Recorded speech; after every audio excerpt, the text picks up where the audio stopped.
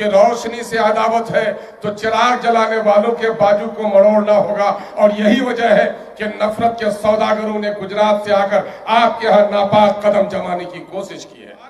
میرے بھاجپا اور کانگریس کے رخساروں کو لال کر دو، تالیاں اس طرح پیٹو، تالیاں اس طرح۔ نیپال اور بنگال کے سرحدوں سے چل کر یہاں آیا ہوں، مجھے اپنی کم مائیگی کا احساس ہے کہ اس شہر خرد کو میں کوئی عقل اور شعور کی بات نہیں بتا سکتا، چونکہ اس اندھیرے میں چراغ آپ کی بدولت روشن ہوا ہے، اور ہم ایک دو نہیں 5 وہاں کامیاب ہوئے ہیں۔ سب سے پہلے میں اظہار تشکر کرنا چاہتا ہوں مجلس اتحاد المسلمین کے تمام تر ذمہ داران کا اور شہر کے باشندوں کا، جس نے مجلس اتحاد المسلمین کی آبیاری کی ہے۔ میں آپ کا شکریہ ادا کرتا ہوں۔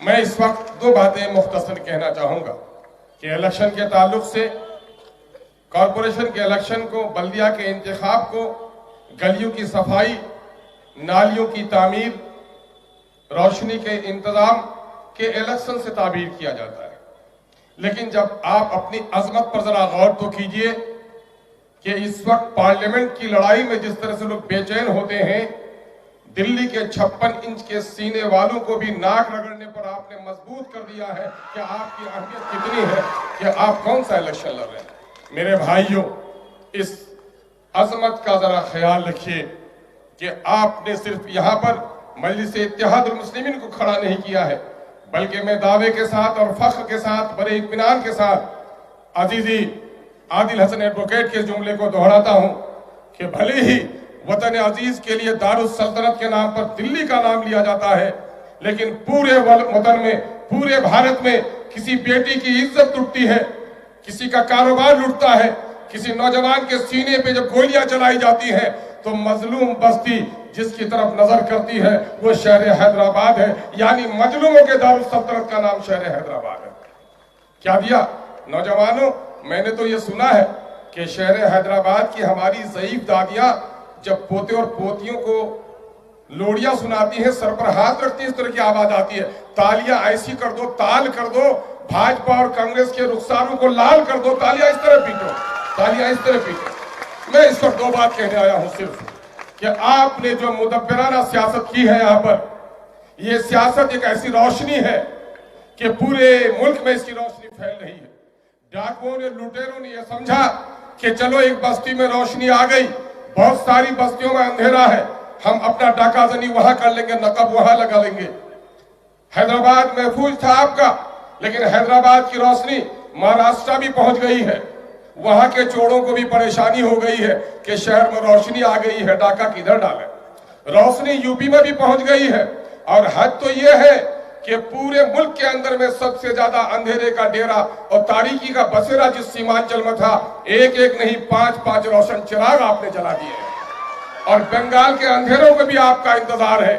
اس لیے لوٹیروں کی جماعت میں بے چینی پیدا ہو گئی ہے کہ روشنی سے عداوت ہے تو چراغ جلانے والوں کے بازو کو مروڑنا ہوگا، اور یہی وجہ ہے کہ نفرت کے سوداگروں نے گجرات سے آ کر آپ کے ہاں ناپاک قدم جمانے کی کوشش کی ہے۔ میرے بھائیوں، دانشوروں اور عزیزوں، اگر اس ملک میں آپ عزت کے ساتھ، شعور کے ساتھ جینا چاہتے ہیں، تو مجھے بڑی خوشی ہوئی، بنگال کی بیٹی اور بنگال کی شیر کی طرح ہمارا ایک بنگالی عزیز یہاں بات کر رہا تھا۔ یہ گنگا جمنی تہذیب کی علامت اس سے بڑھ کر اور کیا پیش کی جا سکتی ہے؟ روہت بیمولا کی آواز اگر کوئی اٹھاتا ہے تو اسد الدین اویسی اٹھاتا ہے۔ ظالموں، تمہاری اس بات میں صداقت نہیں ہے کہ مجلس اتحاد المسلمین صرف مسلمانوں کی جماعت ہے، بلکہ کان کھول کر سن لو کہ مجلس اتحاد المسلمین پورے ملک میں مظلوموں کی جماعت کا نام ہے، ظالموں کو پنجہ مروڑنے والی جماعت کا نام ہے۔ اس لیے آپ کی بڑی ذمہ داری ہے کہ اس روشنی کی آبیاری کی، اس روشنی کی حفاظت کیجیے، اس چراغ کو اور تیل ڈالیے۔ دیکھیے، درخت پودا جب کھڑا ہوتا ہے تو اس کو زمین چاہیے، اور جڑیں جتنی پھیلتی ہیں، ٹہنیاں اور اس کے ساتھ اگر جڑوں میں پانی ہو، آبیاری ہو، کھاد ڈالے تو اس کے پتوں میں ہریالی آتی ہے۔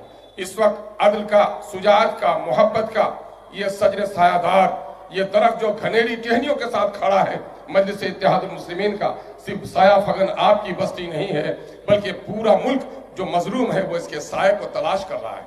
میرے بھائیوں، درخت खड़ा है जिस जमीन पे, उस जमीन की बड़ी इस अमानत को संभालने की जरूरत है। आप जमीन है, मुझे मालूम है कि जनाब बैरिस्टर सैफुद्दीन ओवैसी साहब, जनाब अकबरुद्दीन ओवैसी साहब, इनके आबा ने जो सियासत शुरू की थी वही बल्दिया के इलेक्शन से शुरू किया था, और बल्दिया हमारी बुनियाद है। इसलिए आप इनके जड़ों को मजबूत कीजिए ताकि इस वक्त फिरका परस्ती का, जुल्म का, ज्यादती का, नफरत की जो हवा फैल रही है, जो आंधी आ रही है, उसका मुकाबला उसी वक्त हो सकता है जब हमारी जड़ें मजबूत हो, तने में तवानाई हो और मिट्टी हमारी महफूज हो। मुझे आपकी पेशानियों की रमक ये कह रही है। मैं कल था जनाब भाई माजिद साहब के हल्के में, जनाब भाई मुजफ्फर हसन साहब के हल्के में, जनाब सरफराज इंजीनियर साहब के हल्के में। नौजवानों में जो जोश देखा, बच्चों ने जो नारे लगाए, पर्दे से माओ ने जो दुआएं दी हैं, और यहाँ आपकी पेशानी की लकीरें कह रही हैं कि हमारी जीत होगी, यकीनी होगी। लेकिन मैं तो ये चाहता हूं कि जीत यकीनी नहीं हो, बल्कि इस वक्त हमारी जीत ऐसी तारीखी हो कि ये इलेक्शन की खबर पूरे मुल्क में फैले और तमाम तर कमजोर तबकात की तवाना आवाज बनने का हमें मौका मिले।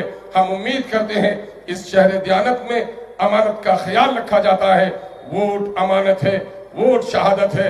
याद रखो नौजवानों, हम अपने बुजुर्गों तो नहीं कह सकते, लेकिन तुम्हें कह रहे हैं कि बच्चा यतीम होता है बाप के मरने के बाद, और कौमें यतीम होती हैं अपने लीडरों को खो देने के बाद। इस शहर ने पूरे वतन के मजलूमों को अपनी क़यादत दी है। इस क़यादत को संभालना तुम्हारी जिम्मेदारी है और पूरे मुल्क की जरूरत है। हमें उम्मीद है, मेरी उम्मीदों से भी ज्यादा आप कामयाब करेंगे। हैदराबाद जिंदाबाद, मजलिस-ए-इत्तेहादुल मुस्लिमीन पाइंदाबाद।